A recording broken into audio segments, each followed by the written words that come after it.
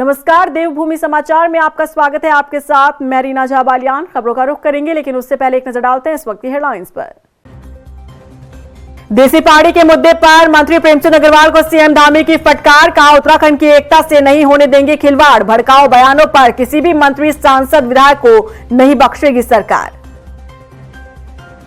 CM Dhami ने पंचायती राज विभाग में चयनित 126 अभ्यर्थियों को सौंपे नियुक्ति पत्र। प्रदेश के विकास में योगदान देने का किया आह्वान। टैक्स वसूली में जुटा परिवहन विभाग। 10,000 वाहन स्वामियों पर 61 करोड़ रुपए का टैक्स बकाया। 400 वाहन स्वामी गायब। उत्तराखंड में पहाड़ से मैदान तक बदला मौसम का मिजाज। बारिश और बर्फबारी के बाद तापमान में गिरावट। 28 फरवरी के लिए बारिश का अलर्ट। और चलिए अब बुलेटिन की शुरुआत कर लेते हैं। मंत्री प्रेमचंद अग्रवाल पर कार्रवाई अब तय मानी जा रही है, क्योंकि उत्तराखंड में चल रहे पहाड़ी वर्सेस मैदानी मुद्दे पर सीएम धामी ने खुद मोर्चा संभाल लिया है और सख्त लहजे में चेतावनी दे डाली है कि चाहे मंत्री हो या विधायक, उत्तराखंड की एकता के साथ खिलवाड़ करने वालों पर कड़ा एक्शन लिया जाएगा। देखिए रिपोर्ट। अब तो फंस गए मंत्री जी, अब तो जाएगी आपकी कुर्सी। प्रेमचंद अग्रवाल पर एक्शन तय। सीएम धामी ने दिखाया भय। मंत्री जी को सीएम धामी की फटकार। उत्तराखंड की एकता से नहीं होने देंगे खिलवाड़। पहाड़ियों पर बयान देकर मंत्री प्रेमचंद अग्रवाल इस कदर फंस चुके हैं कि बाहर निकलने का कोई रास्ता ही नजर नहीं आ रहा। कल तक विपक्ष और प्रदेश के लोग मंत्री प्रेमचंद अग्रवाल पर एक्शन की मांग कर रहे थे, लेकिन सीएम धामी ने खुद इस मसले पर मोर्चा संभालते हुए मंत्री प्रेमचंद अग्रवाल को चेतावनी दे डाली। बजट सत्र के दौरान से शुरू हुआ पहाड़ी देसी का मुद्दा जब शांत होता नजर नहीं आया, तब सीएम धामी ने मंच से खुले तौर पर मंत्रियों और विधायकों को टाइट कर दिया कि अगर कोई भी उत्तराखंड की एकता के साथ खिलवाड़ करता है तो उस पर सख्त एक्शन लिया जाएगा। और आज मैं इस अवसर पर फिर से एक बार सख्त लहजे से उन सभी लोगों को, चाहे वो कोई भी हो, हमारे मंत्री हो, विधायक हो, सांसद हो, जनप्रतिनिधि हो या आम उत्तराखंडी क्यों न हो, सभी से कहना चाहूंगा कि उत्तराखंड की एकता के साथ खिलवाड़ करने वालों को हमारी सरकार बिल्कुल भी माफ नहीं करेगी। इसलिए आज के बाद इस प्रकार के भड़काऊ बयानों को भी गंभीरता से लिया जाएगा और उत्तराखंड की अस्मिता से खिलवाड़ करने वालों पर सख्त कार्रवाई सुनिश्चित की जाएगी।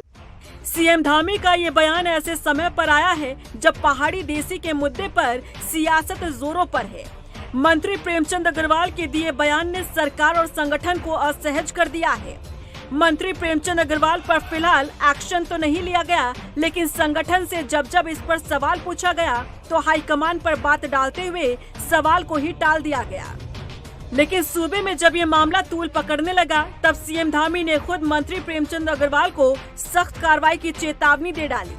अब बात जब मंत्री प्रेमचंद अग्रवाल पर एक्शन लेने की हो रही है, तो जाहिर तौर पर मामला मंत्री जी की कुर्सी का ही होगा। यानी कि लगातार अपनी रिपोर्ट के जरिए जो हम बताते आ रहे हैं, सीएम धामी ने एक तरह से उस पर मोहर लगाने का काम किया है। यानी कि इस बार तो फंस गए हैं मंत्री जी। अपने दिए बयान का हर्जाना तो अब मंत्री जी को कुर्सी देकर ही चुकाना पड़ेगा। उधर लोहाघाट में पहाड़ी आर्मी उत्तराखंड संगठन ने मंत्री प्रेमचंद अग्रवाल का पुतला फूंका और बीजेपी के खिलाफ जमकर नारेबाजी की।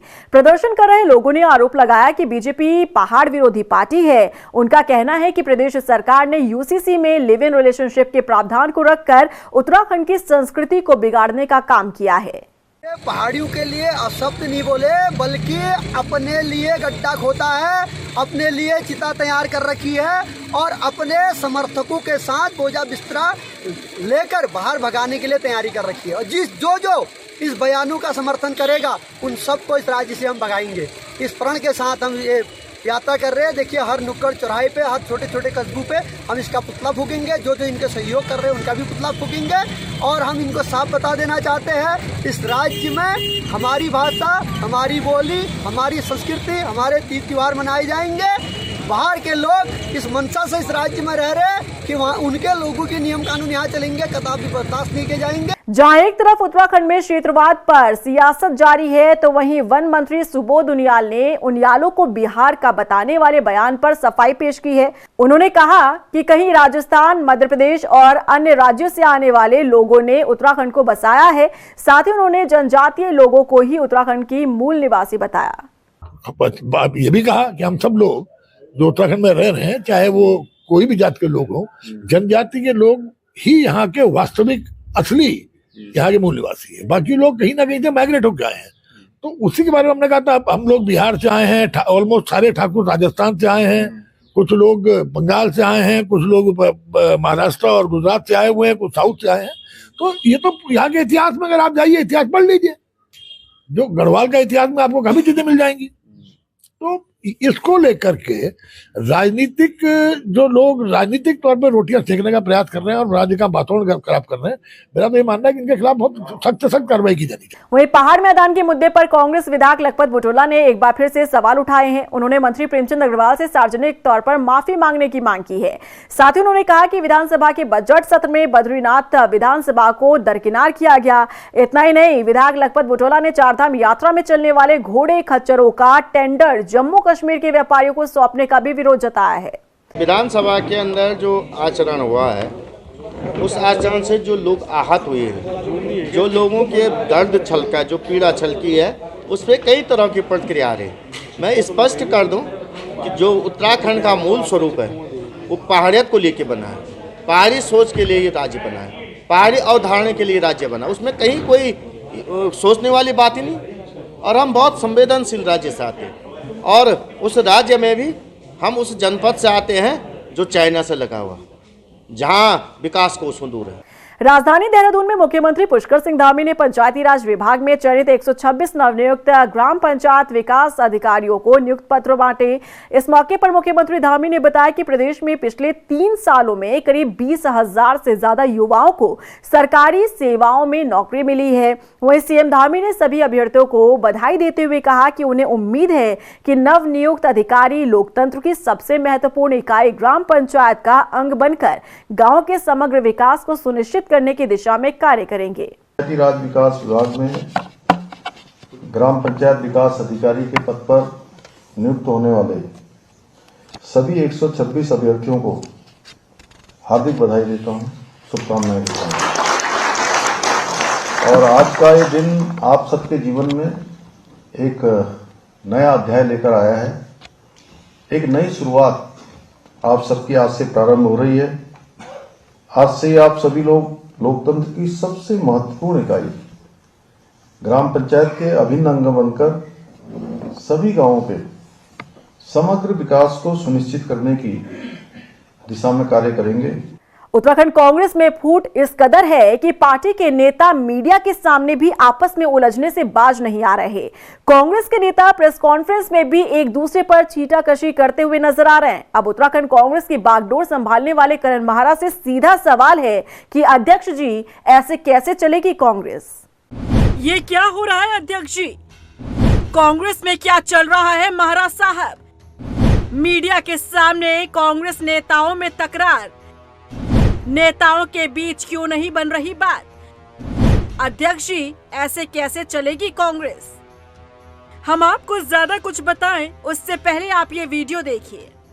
हमारे बीच में हमारी पूर्व प्रवक्ता डॉक्टर प्रतिमा मौजूद हैं।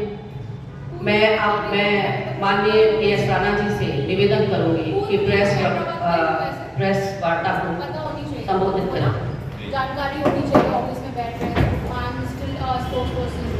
निकाल के चलिए आप शुरू करिए राणा जी। ये वीडियो देहरादून कांग्रेस कार्यालय का है और इस वीडियो को देखकर एक बात तो साफ हो जाती है कि कांग्रेस नेता आपस में ही उलझते दिख रहे हैं। कांग्रेस की 2 महिला नेता जिनके बीच तल्खी अब तक सोशल मीडिया पर सीमित थी, लेकिन अब यही नेता मीडिया के सामने भी एक दूसरे पर छींटाकशी करने से बाज नहीं आ रहे। कांग्रेस नेता गरिमा दसोनी और प्रतिमा सिंह के बीच की ये फाइट कई बार सामने आ चुकी है, लेकिन इस बार तो प्रेस कॉन्फ्रेंस में ही बहस का माहौल बन गया। हमारे बीच में हमारी पूर्व प्रवक्ता डॉक्टर प्रतिमा मौजूद हैं। जानकारी होनी चाहिए, ऑफिस में बैठ रहे हैं, निकाल के देखिए, मुझे नहीं पता कि वो वीडियो किसने वायरल किया क्या नहीं, और मैंने कई बार ये बोला है कि हर पार्टी में कोई ऐसे लोग होते हैं जो अपने आप को सर्वोपरि समझते हैं। उन्हें लगता है कि मैं ही सब कुछ हूँ, और इस बात से ना भारतीय जनता पार्टी अछूती है ना कांग्रेस। हमारे यहाँ भी कुछ लोग ऐसे हैं जिन्हें लगता है कि सिर्फ वही पार्टी में हैं और जो है उनके अलावा कोई नहीं है। तो देखिए ये मेरे खिलाफ या मेरे लिए कुछ गलत नहीं है, क्योंकि अगर डॉक्टर प्रतिमा सिंह पूर्व प्रवक्ता हैं तो मुझे लगता है फिर गोडियाल जी के साथ जो AICC से लिस्ट आई थी अप्रूव्ड, उसमें जितने भी पदाधिकारी हैं वो आज के टाइम पे पूर्व हैं। उनमें से वो लोग भी शामिल हैं जो कल मंच पे बैठ के इस तरीके की घटिया बात कर रहे थे। नहीं, देखिए ये बहुत गंभीर मामला है, और मैं समझता हूँ अगर प्रेस वार्ता में अगर कोई व्यक्ति इस तरह की बात करता है तो कहीं ना कहीं अध्यक्ष जी को इसका संज्ञान लेना चाहिए। मैं भी अध्यक्ष जी से बात करूंगा इस बारे में कि एक बार हो, दो बार हो, कोई व्यक्ति कैसे निर्णय ले सकता है जो उसके अधिकार क्षेत्र में है ही नहीं। क्यों तुम बार बार इस तरीके की बात मंचों पर करते हो? ऐसा कोई भी व्यक्ति अगर करेगा तो ये बर्दाश्त के काबिल नहीं है। और अध्यक्ष जी क्योंकि बाहर हैं 2 दिन से, जैसे ही अध्यक्ष जी देहरादून आएंगे मैं निश्चित तौर पर इस पर बात करूंगा, क्योंकि पहले भी वो इस तरह के तरह के बयान कई बार आ चुके हैं जो बयान नहीं देने चाहिए। और मैं समझता हूँ कि भाई तुम अपना, हर व्यक्ति को अपना काम करना चाहिए, वो अपना कांग्रेस के लिए काम करे, एक दूसरे पर टीका टिप्पणी करना ये अच्छी बात नहीं है। दरअसल कांग्रेस में ये रीत पुरानी चली आ रही है। यहाँ दूसरे दल से फाइट करने की जगह अपने ही नेताओं को पीछे धकेलने की कोशिश जारी रहती है, और इसी परंपरा को आगे बढ़ाते ये नेता नजर आ रहे हैं। हाशिए पर गई कांग्रेस अब तक भी पार्टी के अंतर्कलह को दूर कर पाने में फेल साबित हुई है। ऐसे में उत्तराखंड कांग्रेस की बागडोर संभालने वाले करण माहरा से सीधा सवाल है कि अध्यक्ष जी, आखिर ऐसे कैसे चलेगी कांग्रेस? महाराज जी, आखिर कब आएगी कांग्रेस में एकजुटता? कब खत्म होगी कांग्रेस की अंतर्कलह? परिवहन विभाग लगातार टैक्स बकायेदारों से टैक्स वसूलने का काम कर रहा है, लेकिन जब परिवहन विभाग ने टैक्स बकायेदारों की खोजबीन शुरू की तो 400 वाहन स्वामी गायब मिले। देहरादून RTO सुनील शर्मा ने बताया कि फिलहाल 10,000 वाहन स्वामियों पर 61 करोड़ रुपए टैक्स बकाया है। इनमें भी 100 बड़े बकायेदारों की लिस्ट RTO कार्यालय के बाहर चस्पा की गई। साथ ही उन्होंने बताया कि टैक्स चोरी के लिए लोगों ने अपने वाहनों के पंजीकरण गलत पते पर कराया हुआ था। अब परिवहन विभाग के कर्मचारी उनकी तलाश में भटक रहे हैं। देखिए, ऐसा है कि जितने भी हमारे ARTO ऑफिस हैं संभाग के अंदर, उसके द्वारा सभी ARTO द्वारा जो बकाये की वसूली का जो कार्य है वो साल भर से बहुत तेजी से किया जा रहा है, जिसके अंतर्गत ना सिर्फ नोटिस भेजे जा रहे हैं बल्कि RC भी काटी जा रही है बकायेदारों की। और अगर देहरादून का एग्जांपल लें तो देहरादून में हमने जितनी RC काटी हैं उसमें से राजस्व विभाग द्वारा उस पर रिकवरी करने के लिए गए तो उसमें 400 ऐसे केसेस हैं जिसके अंतर्गत अभी जो बकायेदार है उनका कोई पता नहीं चल रहा है। तो हमारे पास RC लौट कर आई है कि इन लोगों का ट्रेस नहीं किया जा रहा है, जो कि लगभग 11 करोड़ का मामला होगा। और वो आज से 20-25 साल पहले पुराने मामले हैं काफ़ी, जिन पर कि हम प्रयास कर रहे हैं कि ज़्यादा से ज़्यादा रिकवरी की जा सके। उधर उधम सिंह नगर में किसान इस साल धान की खेती कर सकेंगे, लेकिन आने वाले सालों में धान की खेती पर पाबंदी होगी।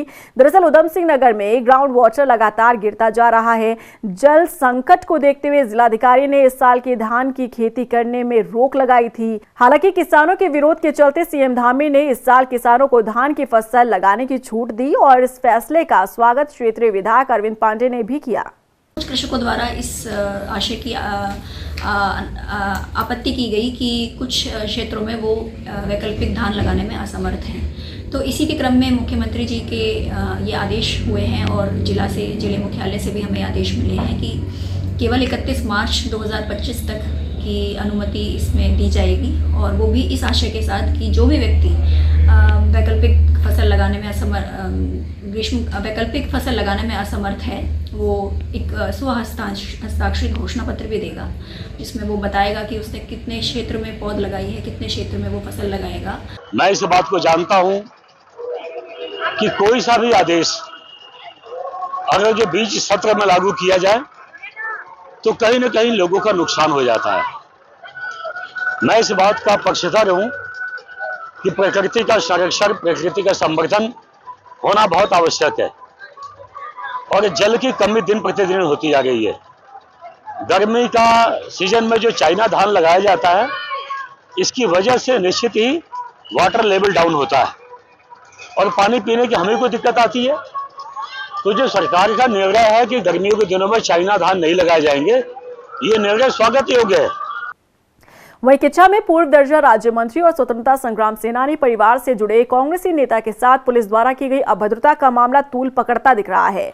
विधायक तिलकराज बेहड़ ने प्रशासन के खिलाफ मोर्चा खोलते हुए पुलिस का पुतला दहन किया। इसके साथ ही उन्होंने कहा कि किच्छा कोतवाल को हटाने की मांग की है। मांग पूरी न होने पर 1 मार्च को पुलिस क्षेत्राधिकारी के किच्छा कार्यालय पर धरना प्रदर्शन करने की चेतावनी दी है। लड़ाई आज शुरुआत हुई है कोतवाल के खिलाफ, एक लंबी लड़ाई चलेगी।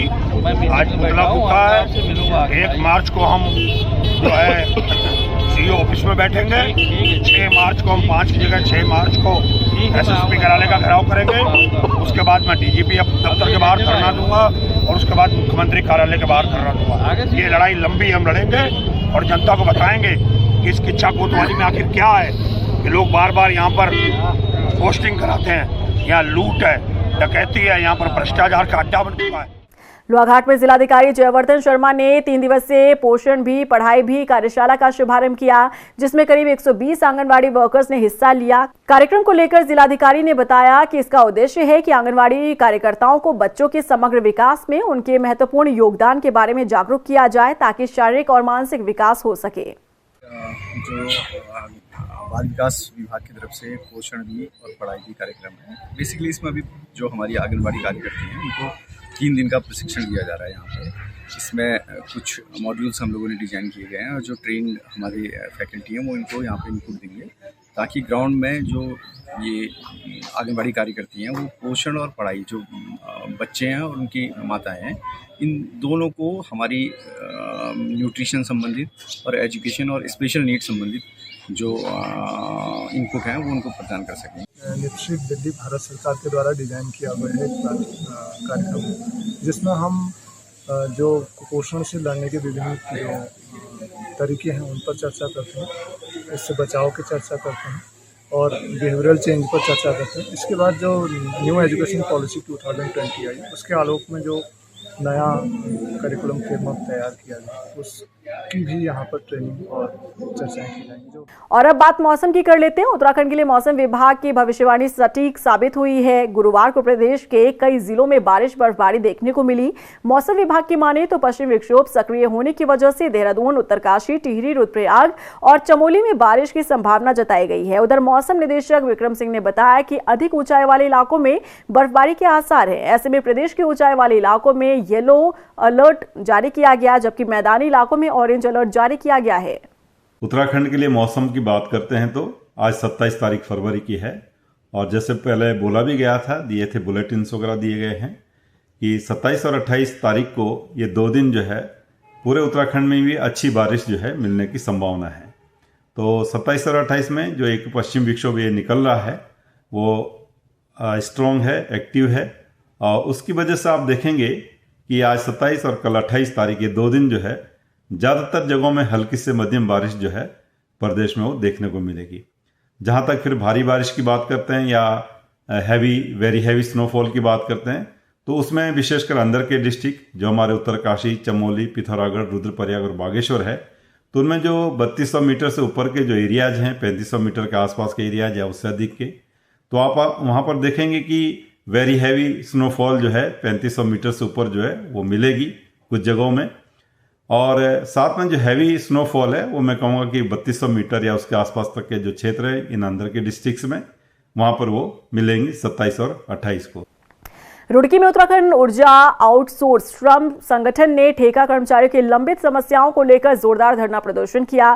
कर्मचारियों का कहना है कि ग्रामीण क्षेत्रों में कार्यरत आउटसोर्स कर्मियों को लंबे समय से वेतन नहीं मिला है, इससे उनके जीवन यापन पर सीधा असर पड़ रहा है। उन्होंने कहा कि प्रदेश सरकार ने ठेका कर्मचारियों को पीआरडी में समायोजित करने की बात कही है, लेकिन अब तक इस दिशा में कोई ठोस कदम नहीं उठाया गया।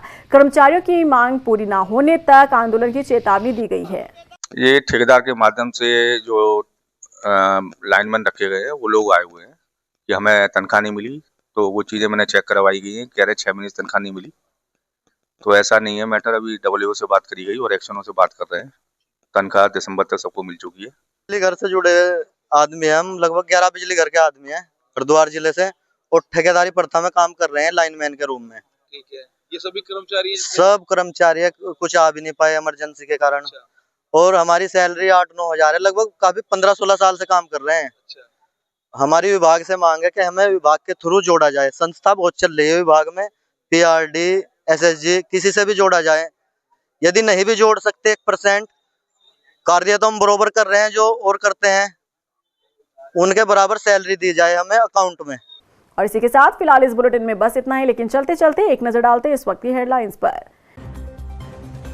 देसी पहाड़ी के मुद्दे पर मंत्री प्रेमचंद अग्रवाल को सीएम धामी की फटकार, कहा उत्तराखंड की एकता से नहीं होने देंगे खिलवाड़, भड़काऊ बयानों पर किसी भी मंत्री, सांसद, विधायक को नहीं बख्शेगी सरकार। सीएम धामी ने पंचायती राज विभाग में चयनित 126 अभ्यर्थियों को सौंपे नियुक्ति पत्र, प्रदेश के विकास में योगदान देने का किया आह्वान। टैक्स वसूली में जुटा परिवहन विभाग, 10,000 वाहन स्वामियों पर 61 करोड़ रुपए का टैक्स बकाया, 400 वाहन स्वामी गायब। उत्तराखंड में पहाड़ से मैदान तक बदला मौसम का मिजाज, बारिश और बर्फबारी के बाद तापमान में गिरावट, 28 फरवरी के लिए बारिश का अलर्ट।